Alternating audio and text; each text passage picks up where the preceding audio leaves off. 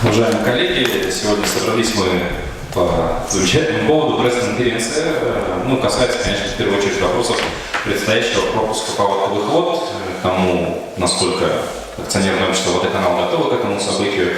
И также, я думаю, у вас будет возможность задать свои какие-то вопросы генеральному директору «Водоканал» Анатолию Андреевичу Карджидасову. И, я думаю, какое-то вступительное слово у вас будет, потом перейдем к вопросам. Я выступлю в роли модератора, поднимайте руку, буду подходить с микрофоном.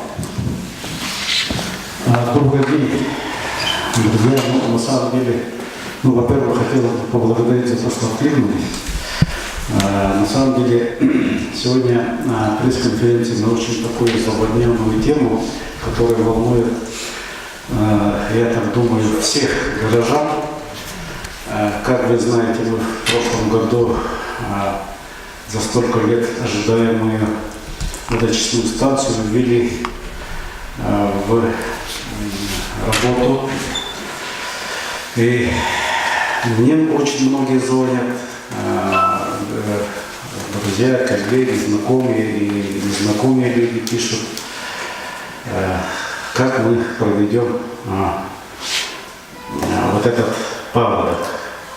Поэтому все-таки мы, посовещавшись, решили дать пресс-конференцию и полную информацию, насколько готов водоканал провести вот этот паводок.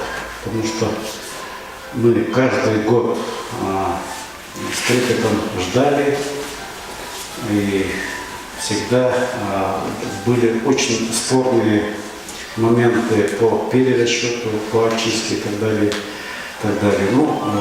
Благодаря тому, что в свое время правительство приняло решение изыскать средства и построить водочистные сооружения в целом водозабор города Якутска, мы ожидаем, что в этом году такого, как в прежние года, не должно быть.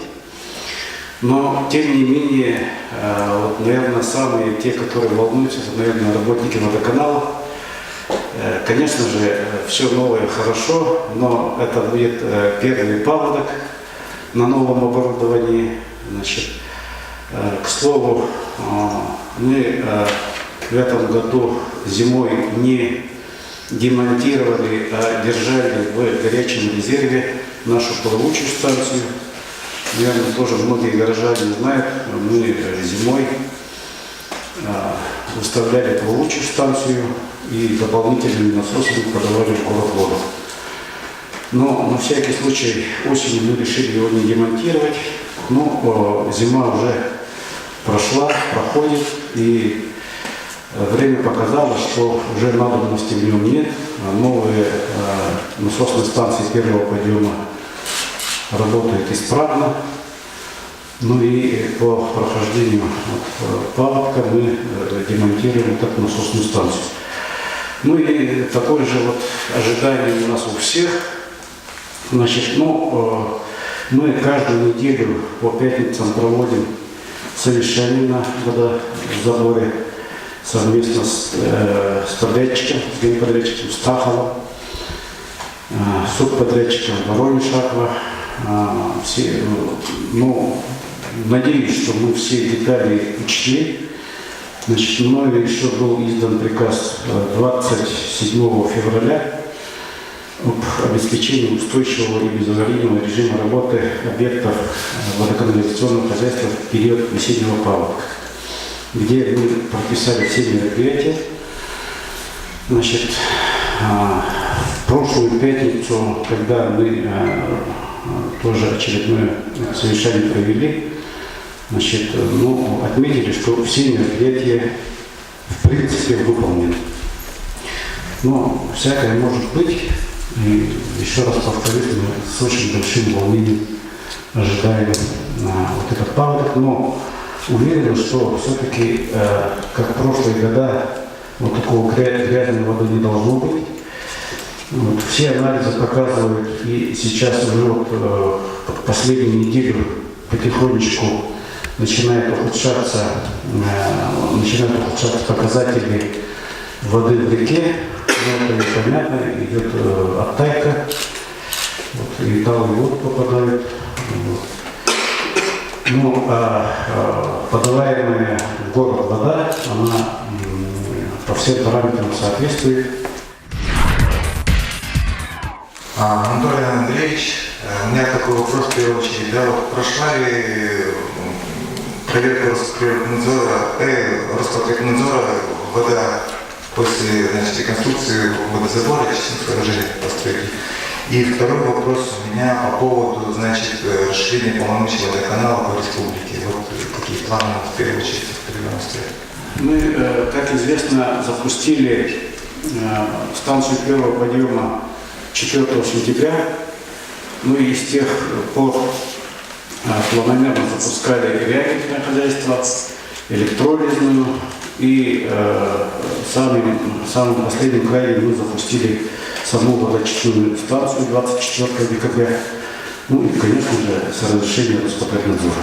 После того, как мы получили полностью все разрешительные документы, значит, все анализы подтвердились, и после этого мы полностью начали, вернее, станция работала в тестовом режиме, то есть мы ту очищаемую воду сливали обратно в реку, и после того, как получили разрешение Роспотребнадзора, мы уже начали эту воду подавать в город.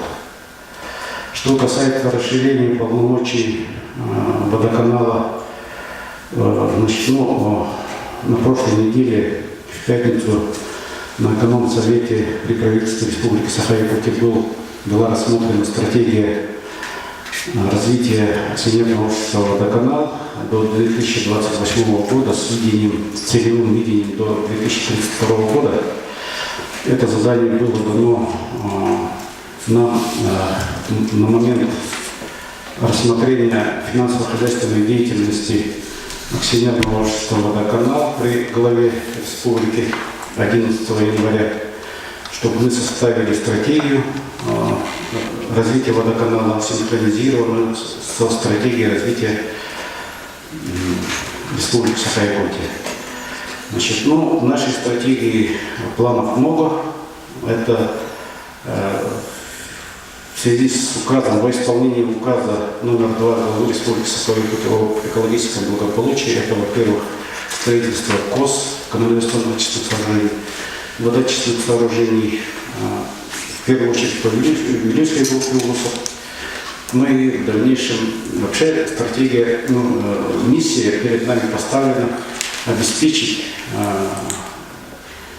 чистой водой до 1932 года, значит, более 60% населения Республики Саха-Якутия. В каком виде мы будем выступать, тут есть моменты, но то, что мы будем как профессиональная организация будем выступать экспертами и так далее, это однозначно, конечно. Вопрос есть имущественного характера. В свое время, когда водоканал распался, был в советское время республиканским предприятием, все структурные подразделения в районах УЛУСов были переданы в районы УЛУСов, потом было создано ГУП ЖКХ, они перешли в ГУП ЖКХ, и поэтому в исполнении вот этой стратегии, конечно же, будут участвовать и в том числе ГУП ЖКХ и иные предприятия.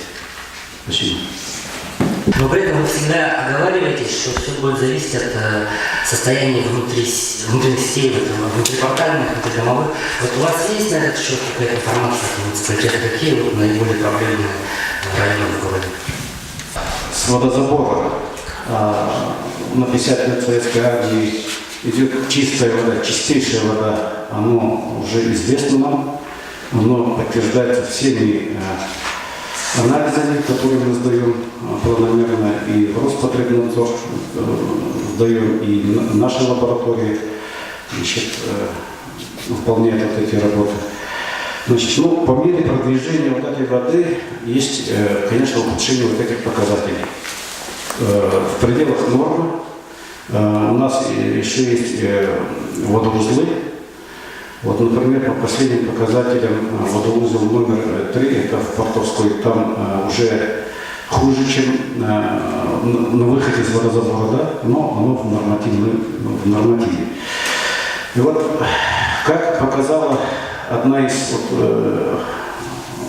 аварийных ситуаций, которая была в начале марта, когда у нас образовалась течь на основном напорной линии 800-ки, мы закрыли 800-ку, но увеличили давление в 500-ке, и, понятное дело, была взбудоражена та грязь, та муть, которая годами накапливалась, которую годами мы закачивали. И вот те квартала, которые находились под снабжением водоузла номер 2, вот, по ним в течение суток поступило множество заявок о том, что грязно. Вот, как раз, а потом, когда все это улеглось, вот эти заявки тоже уменьшились. Вот это и есть прямой показатель того, что мы должны очень скоординированно промыть максимально наши сети с тем, чтобы вот таких ситуаций не было. Вот поэтому вот в одном из перечней поручений главы республики от 30 января, значит, есть пункт 5.2 городской администрации совместно с акционерным обществом «Водоканал», организациями по транспортировке воды предусмотреть мероприятия по контролю за количеством проведенных в межотопительный период промывок систем тепловодоснабжения организациями, осуществляющими управление МКД, а также бюджетными учреждениями. Значит, мы несколько раз обращались по исполнению вот этого пункта в городскую администрацию. Ну, надеемся, что координация будет. Значит, по моим заданиям нашей службы встречались с крупнейшими транспортировщиками, такими как Теплоэнерго и Якутскэнерго, как будем координировать совместную промывку. Ну и с управляющими компаниями. От этого, конечно же, будет зависеть то, что вот, итог вот всей нашей работы, чтобы оно дошло до каждого крана. К нам поступило обращение от жителей с улицы Можайского. Они с 2017 года обслуживаются Арсенал Плюс, а до этого у них там был промышленный, и у них создалось впечатление по квитанциям, что средства на содержание общего имущества от них не доходят до водоканала. Они направили соответствующее письмо в ваш адрес. Поступил ответ, но он их не устроил, поскольку там как-то все очень расплывчато, и не ясно насчет договоров, в итоге ответа не получили. И хотелось бы уточниться, вот, сколько управляющих компаний в городе, плюс еще Арсенал, который одна из крупнейших компаний в городе, которая обслуживает жилой, не имеет с вами договоров, и какие суммы недополучает вот, за содержание общего имущества водоканала? Мы закончили 2018 год с дебиторской задолженностью около 740 миллионов рублей. То есть это те средства, которые нам недоплачены управляющими компаниями, населением, ну и разными организациями. Конечно же, львиная доля – это управляющие компании и ТСЖ, и население, которое перешло в прямые договора. Значит, мы уже начали очень активно вести исковую претензионную работу с управляющими компаниями, и еще в прошлом году это начали. И все-таки итогом того, что стало, что по итогам года мы собрали на 27 миллионов больше, то есть, вернее, уменьшили на 27 миллионов дебиторку, чем было на 01/01/18 год. А какая общая сумма? Общая сумма 740 миллионов, где-то порядка вот такая. И в том числе, конечно же, есть вот Арсенал, но я честно скажу, вот в Арсеналах я уже начинаю спутаться, их там несколько уже. Арсенал плюсы и так далее, да, но давайте я разберусь, потому что не все заявления поступают напрямую ко мне. многие поступают напрямую начальникам управления отделов для работы. Да? Ну, по Арсенал Плюс давайте мы отметим и отдельно это разберусь. Вот в этой связи тогда как финансовая часть будет вестись по республике, если вот вам передают полномочия такие по снабжению чистой воды? Ну, как бы, если вот в городе у вас проблемы есть по поводу средств, то как в масштабах республики будете работать, чтобы собираемый было хороший? Ну, вы знаете, в ЖКХ работает на всю республику, но у них финансовое состояние еще хуже, чем у нас. Тем не менее, там создано Коммун теплосбыт, предприятие, которое собирает со всей республики. Я думаю, мы воспользуемся как агентом им, ну и у нас есть много технологий, которые мы используем в городе, которые мы, конечно же, трансформируем и на всю республику. Анатолий Андреевич, вода питьевая – это один вопрос, а канализационные стоки. Есть ли угроза затопления в период половодья каких-нибудь косов, может быть, коллекторов, соответственно, с выбросом сточных вод в Лену? И как вообще на какой стадии сейчас работа по предотвращению несанкционированных сбросов сточных вод на рельеф? Я знаю, что в феврале у вас сожгли наблюдательный пост в местах наиболее популярного сброса фекалок. Что сейчас делается? У нас КНСки, которые находятся на затапливаемой территории, как таковых особых нет. Другой вопрос, что талые воды они попадают в КНС и, конечно же, загружают наше оборудование. Вот. Что касается несанкционированного слива, значит, мы постоянно вот с этим боремся. Значит, если сравнить прошлый год, допустим, апрель прошлого года, то тогда до сливной станции доходило порядка 100-120, ну максимум 150 машин. Сегодня значит, доходит до нас уже 380, и был случай уже даже за 400. В день? В день. Это о чем говорит? Это говорит о том, что более 200 машин сливались куда попало. Значит, ну, мы для этого просили, значит, поддержать нас и город Якутск, и УВД. Ну, общими усилиями как-то вот добились, я считаю, этого. Ну, конечно, мы посты выставляли. Значит, был случай поджога нашего поста. Значит, ну, виновные найдены и будут наказаны. По вашим оценкам, сколько все-таки еще не доходит в проценте, может быть, соотношении до очистных сооружений машин?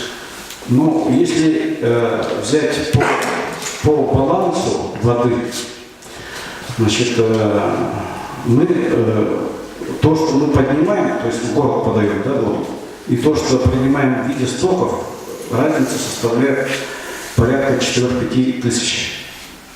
То есть, ну, в пределах этого, если посчитать, то где-то около 100-150 машин еще и сливаются до сих пор в рельеф.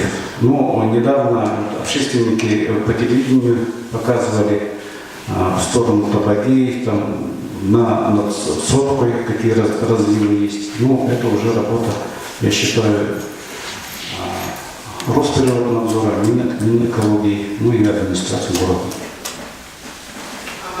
Это получается, если Белюш сейчас не приходит для питья, да, я так понимаю, что будет строиться магистральный водопровод, и чистая вода будет подаваться из реки Лена, то есть из Якутска, да? Вот я вот хотела уточнить, это первый вопрос.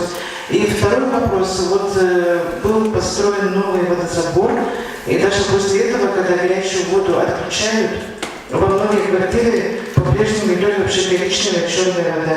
Вот когда такая вода идет, даже невозможно посуду мыть. Не то, что мыться. Ванну набираешь, там вообще черная вода, ну как нефть идет. Я не знаю, как будут чистить эти магистральные вот эти вот трубы, да, чтобы вода чище стала. Вот. Проблема, по-моему, не решена. Ну, новый водозабор построили, но вода чище не стала. Вот это мое мнение как потребителя. Ну, надо сразу указать районы, хотя бы в принципе знаем, в каких районах доходит чистая вода. Ну, как я уже говорил, с водозабора вот, идет вот чистая вода. Это вот водоканальская вода с водозабора. И вот наша задача всех довести вот эту воду до каждого крана.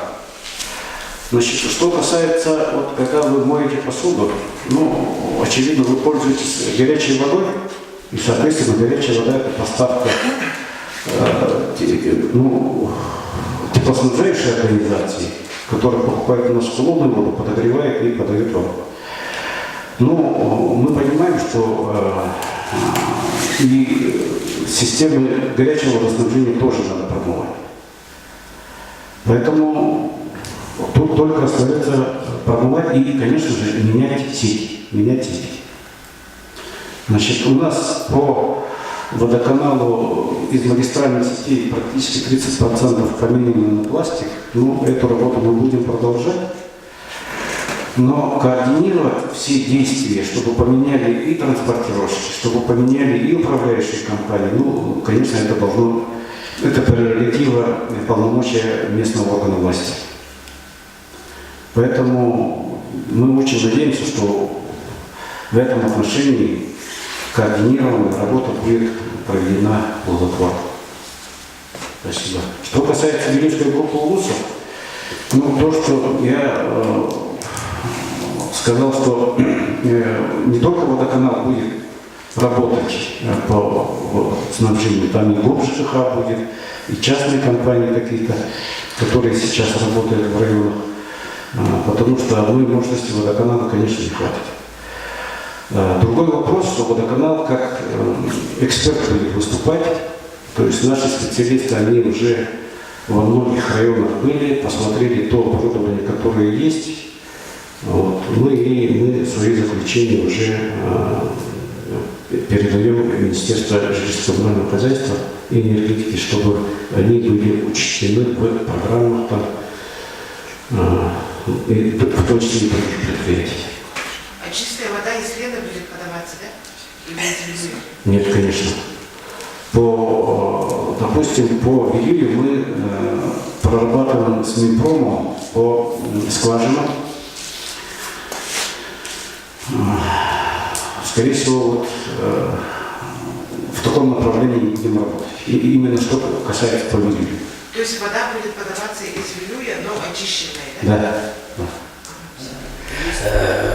Я так понял, что функционал водоканала в Вилюйской группе УЛУСов так до конца четко не определен.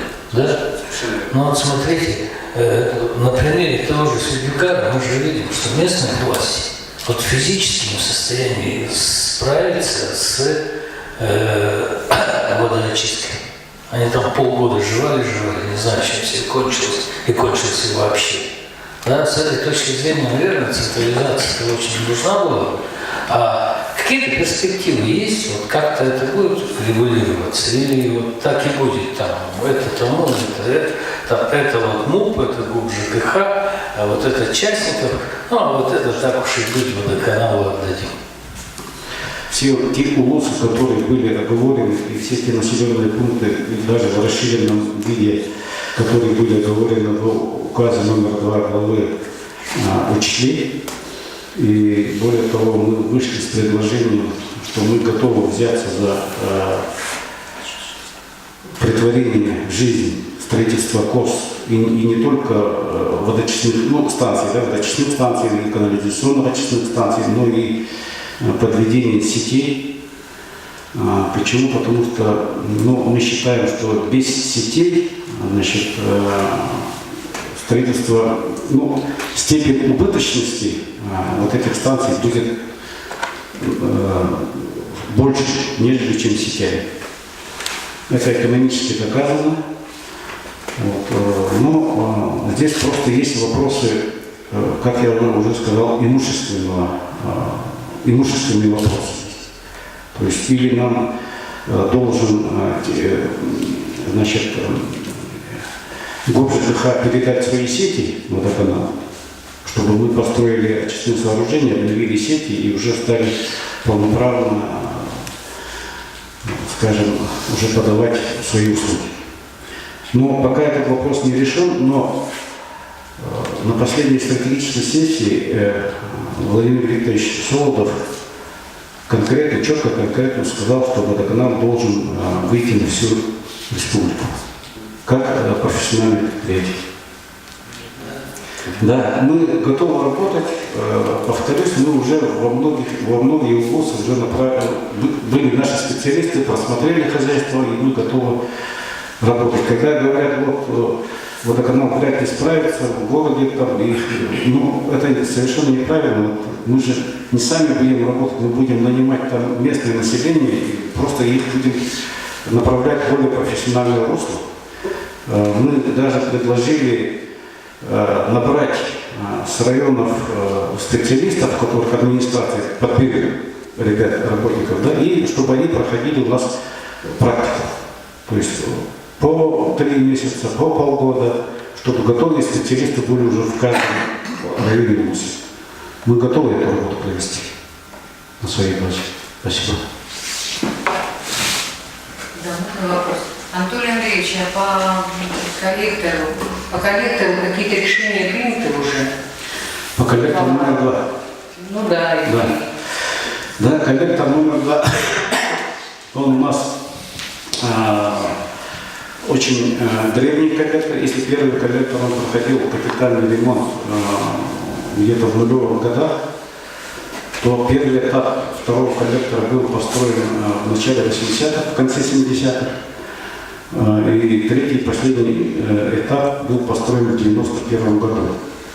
Значит, он, как показал, полностью процентов на 60 залит песком. То есть вот если представить трубу, то практически только верхняя часть вот, местами открыта, чтобы вот, вода стекала. И поэтому идет подпор, и через канализационные вот люки в колодцы вылезает вот эта вода. Стоки, вернее. Вот. Ну, мы провели, значит, полное обследование на протяжении вот, всего коллектора 2. Сейчас мы занимаемся, все работы будут стоить 185 миллионов рублей, 60 миллионов мы в этом году собираемся и 125 миллионов в 2020 году. С тем, чтобы очистить от вот этого песка, во-первых, и, во-вторых, выровнять сам коллектор. Потому что в некоторых местах выпучено, в некоторых местах, наоборот, выпало именно синусоидообразно вот такая вот стала коллектор. И, конечно, там, где ямы, там и собирается весь песок. Вот, очисткой чего мы сейчас занимаемся. И уверены, что в 2020 году мы вот эту проблему снимем. Это первое. Второе. Мы начали строить третий коллектор. Это вот по Чернышевскому, по берегу. Для того, чтобы вот этот коллектор, третий коллектор, во-первых, для развития южной части города, это начиная от завода до ДСК и далее. Во-вторых, чтобы принять на себя нагрузку первого коллектора, чтобы мы со второго коллектора могли переключить часть нагрузок на первый коллектор. И тем самым решить вопрос по обеспеченности по инженерным коммуникациям, по крайней мере, лет на 20-25. Анатолий Андреевич, вы привыкли говорить, что мерзлота это всегда проблема какая-то. Ее выдавливает, там, размывает и так далее. А есть ли какие-то плюсы все-таки вот в вашей работе в мерзлоте? Может быть, вообще плюсы есть в мерзлоте, касается именно вашего профиля? Конечно, желательно, чтобы не было мерзлоты, но тем не менее есть участки там, где у нас все работает нормально. Тут есть и субъективные, и объективные факторы. Вот то, что идет оттайка, выпучивание там местами, это, значит, как говорится, от темпов строительства. Тоже вроде бы хорошо, темпы строительства идут очень вот так вот активно, да, но с другой стороны вот идет выдавливание грунтовых вод, оттайка. Вот это вот у нас коллектор гуляет, как мы говорим. Коллеги, еще вопросы? Ну, вроде нет. Вроде нет. Ну, тогда спасибо всем за участие. Спасибо, что пришли.